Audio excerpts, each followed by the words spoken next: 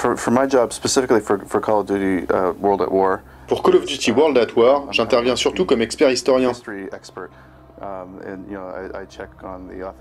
Je vérifie l'exactitude des références utilisées, qu'il s'agisse des uniformes, des armes et autres détails.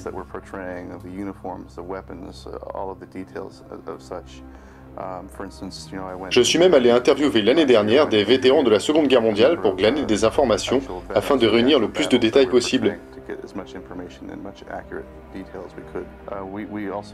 Nous possédons aussi une grande quantité de livres sur le sujet et nous sommes très honorés de bénéficier de l'aide du lieutenant-colonel Hank Kersey en tant qu'expert militaire. Ce dernier est diplômé d'histoire militaire et enseigne lui-même à l'école militaire de West Point. Son apport est considérable sur le projet.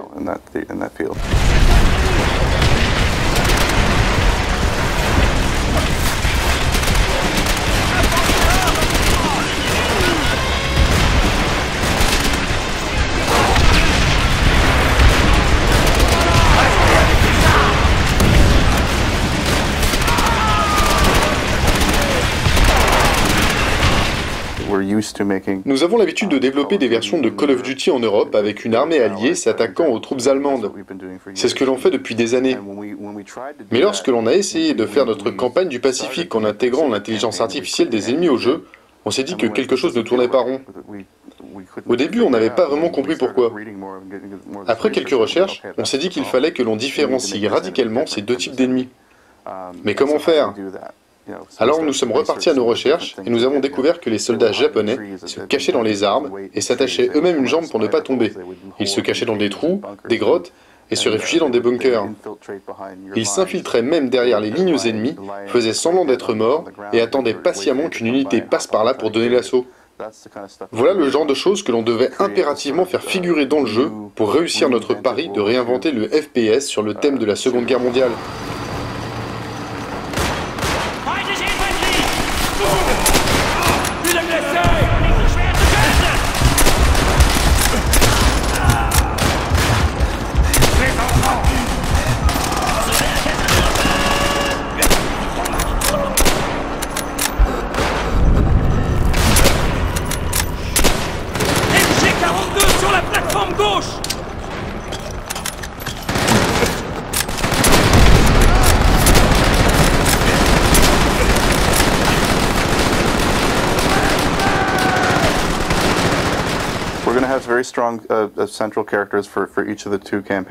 On a prévu de vous faire jouer deux soldats au destin singulier pour chacune des deux campagnes. Nous sommes heureux de proposer une bonne variété d'expériences tout au long de ces deux histoires. Ça ne va pas être que de la course, une arme à la main. On a prévu de nombreux gameplays avec un grand nombre d'environnements et de situations. Vous avez pu vous en apercevoir au cours de la séquence de tir aérien à bord d'un PBY Catalina. C'est un bon exemple de la variété que l'on a apportée au jeu. Nous en avons aussi profité pour introduire dans la licence une nouvelle arme, le lance-flamme. Je suis sûr que beaucoup de joueurs vont adorer. Le truc chouette avec le lance-flamme, c'est que ce n'est pas seulement un machin rigolo pour faire joli, mais nous l'avons utilisé pour créer des mécaniques de gameplay. On peut littéralement mettre le feu aux éléments, comme l'herbe, pour débusquer des ennemis.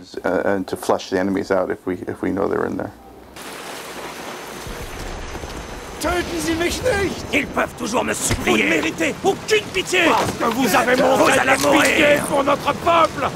Attendez, il peut nous aider. Il peut surtout mourir, mon âme. C'est pas la guerre. C'est un meurtre. C'est comme ça.